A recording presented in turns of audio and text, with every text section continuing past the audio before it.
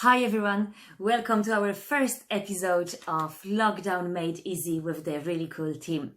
So today we're going to look at what can we do with straws, okay? I'm sure if you go and dig through your kitchen drawer somewhere, you will find straws. Doesn't matter if they're paper straws or plastic straws, they're thin or thick, doesn't matter.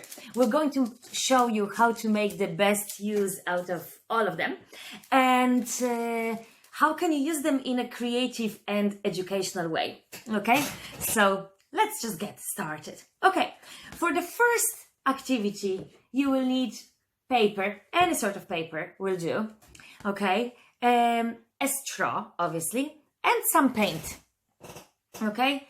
I'm going to use green, purple and yellow, but it's absolutely up to you. So what I'm going to do, I'm just going to make a big blob of paint on the page. I'm going to show you here. Okay, we're just going to make a big blob like this. Okay, and we are going to do that with few colors and just put them randomly on the page. Any way your child wants to do it, it's absolutely fine. There is no right and wrong, okay? And now the fun begins. So we take the straw and we blow onto that paint, okay?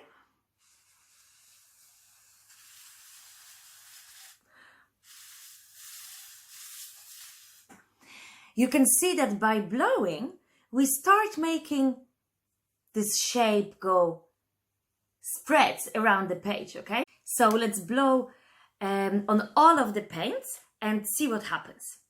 Okay, so I finished with my paints and look what happened. We made these huge shapes, the big splatters of paint. They look quite cool, and the whole process of doing that is actually quite satisfying for the kids. But now it's time to turn them into monsters or funny people or whatever you want. So if you have some googly eyes at home, brilliant. But if you don't, what I did, I just cut out little circles and drew a black dot on them. So you just stick them randomly on those splatters of paint, and this way you're going to turn them into funny looking monsters. Kids absolutely love that. They will have so much fun doing that. Now I will see. Now you can wait for them to dry, or you can just stick them like this. You see, they already have eyes. So now you can experiment and go further, get creative. So make a nose, make hands, make legs, and just create the whole monster family. This activity seems really, really simple and you wouldn't think twice about it, but it's absolutely brilliant for children who have speech problems. Why is that? When you blow into a straw, you are forcing your mouth to work. You are forcing those muscles to work. And this way, you're practicing all the muscles that you need for proper speech development. So here you go, such a simple activity and so many benefits. Another great activity that kids absolutely adore is making bubbles. And again, it's great for the speech development because you get all those muscles working. And on top of that, it's loads of fun. So what you can do, take a little bowl of water and add some washing up liquid in it. Okay? Then you add a bit of paint. You can get any color you want and mix it together. So we have water, washing up liquid and some paint. Now let me show you what will happen next. You take a straw, the plastic straws are much better for that, and you start blowing into your mixture.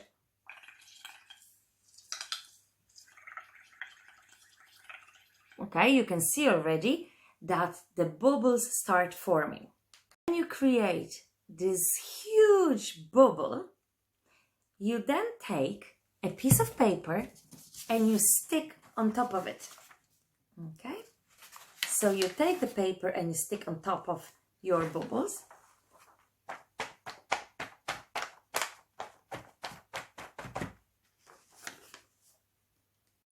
And you get this amazing shape. Now, it looks different every time, but you can experiment with different colors and then you can sparkle some glitter on top of it. We used to use that technique to make planets when we were learning about solar system and we were doing the moon. We would do a gray paint and then add some glitter or some sand on top of it, and we show the kids the lovely patterns of the surface on the moon. Really, really nice activity. And then you can experiment and make loads of different ones. Okay, so what this activity helps to develop? Well, first of all, of course, imagination and creativity. It's great because children can create many different designs using that technique. And without even knowing, they're practicing the organs that are responsible for their speech development. So it's always very good. Also, it helps them to improve their concentration and patience, attention to detail, hand and eye coordination. So there's a lot of good benefits that come out of this type of activity. Another great activity that we can use straws for is making a necklace and bracelet, making jewelry for the kids, for mommies and daddies, for grannies, for whoever we want. Okay, and this activity is absolutely fantastic for developing fine motor skills. Okay, the kids can get creative. Of course, maybe boys don't want to make jewelry, but we can tell them their secret amulets that belong to knights. And they help them, they give them strength when they go and fight dragons. So what you will need for this one is a piece of string of any sort and the straws. The first part of activity is to cut the straws, and that's already an activity in itself because you're practicing those fine motor skills and you're practicing the cutting skills. These are very, very important. So we cut the straws into small pieces about this big, okay? And you can, if you have different colors of straws, it's even better. I only found straws this color, but doesn't matter. Oh no, look, actually I do have blue one. Yay, I can use that as well. So I'm going to have red ones and blue ones. So then what you do, what your kids do, you ask them to thread that piece of a straw that they cut onto a piece of string. And while they do that, you can make a lot of fun with that. So you can say, hey, let's have a little competition. Who can make a longer necklace? Or let's call them snakes. Who can make a long snake or a bracelet or whatever you come up with, okay? So you can thread as long as they want. Because for them, using those fingers and manipulating objects is a great skill that we'll need in order to develop the fine motor skills properly. Okay, so you just thread and make anything you want. Let their imagination run wild. Another great fun game with the straws that is extremely popular, especially with boys, is flying objects. Okay, I will explain in a minute. So first you need to get a cardboard, okay, or a bit of carton or any page that you can draw an object on. You can draw whatever you want, something that flies. It could be an airplane. We usually do bats for Halloween or space rockets if we learn about space, but it really can be anything you want. So I'm going to draw a space rocket quickly, okay? And it doesn't have to be a beautiful drawing. It's just something that the child will enjoy. If the children are older, they can draw it themselves. If the children are smaller, you can draw it for them. So I just drew a simple space rocket like that. It doesn't have to be beautiful. That's not the point of this exercise. Okay? The next thing you need to do is cut it out. Once you have it all cut, okay, you will also need a stick. Now, the best that I've seen working is like a barbecue stick. Like you can pick them up in any shop. Have a look what you have at home. Something thin that will fit inside your straw. This is important, okay? And when you have the stick, you need to tape whatever your picture is to that stick. Okay, and this is when the fun begins. So you tape your picture to the stick, and then you put the stick into the straw. The kids absolutely adore that, okay? So what you do, you then ask the kids to blow and see how far the space rocket or the plane or the bat will fly. This. And off it goes. They have so much fun with it. So again, it's the speech development that you're working on with this activity, and on top of that they have loads of fun, and they'll be running after the space rocket. And of course, when they make the space rocket itself, they need to cut and they need to color. You can make it, you can expand the activity as much as you want. It depends on your child level. So you can either do the first part for them, but if you have older kids, you can say, hey, let's make a space rocket, an aeroplane, and a bird, and let's see which one will fly higher and faster and all that. And then you can have a little competition between you and the kids. So the opportunities are endless. Great activity. The next activity that I'm going to show you using straws is designed for older children, but it can be adapted and it can be used by the young ones as well. My son actually loves it. And it's especially for kids who maybe struggle with math a little bit or just don't like to learn it because it's boring. I've heard that a lot in my house. So what I came up with is a fun way of teaching and practicing 3D shapes.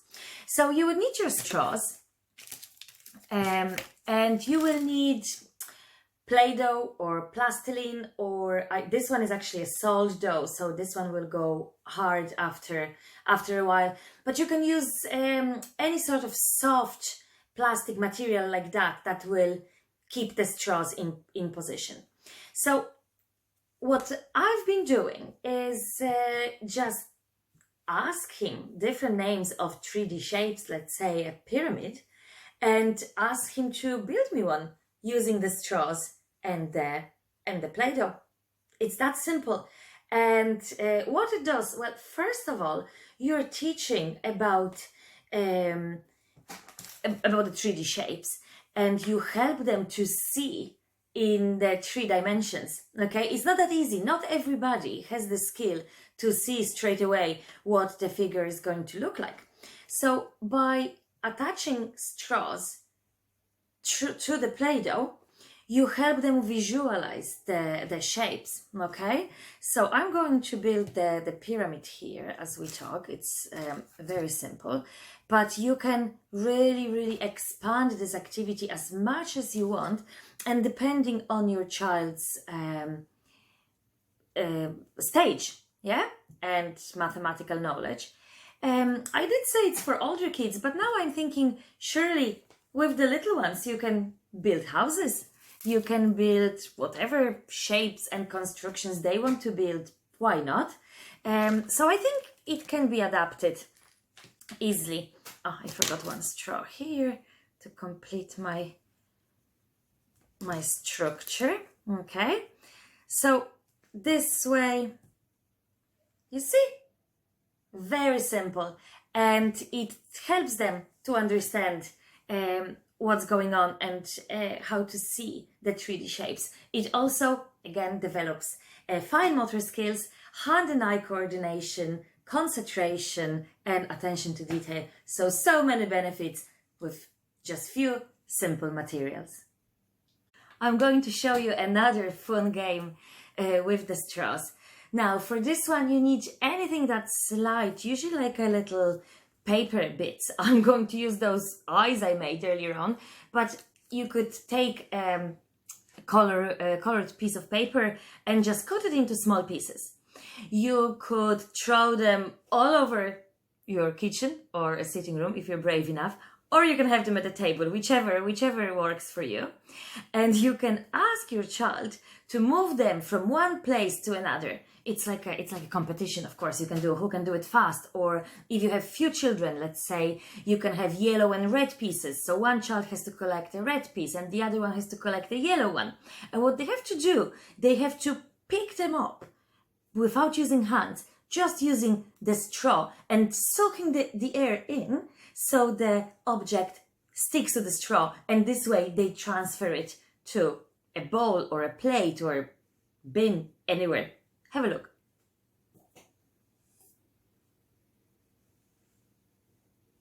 Just like that. It's so much fun. Now, don't overwhelm them. Don't have like hundreds and thousands of little pieces all over your house, because it's quite tiring, that activity. But if you do it on the floor, you get not only all the benefits that we talked about earlier with the speech apparatus, but you will also get some great movement, because they will need to duck and they will need to bend and they will need to move and run and go around the floor, so they will keep moving as well. So definitely worth a try. That's it for today. I hope you enjoyed our first episode. Let us know what you think in the comments. We would love to hear from you. I hope you find at least one thing that you can use with your kids and keep them busy. When it comes to straws, I chose them as the first object, because I think they're so versatile and you can do so many other things that I haven't even mentioned here.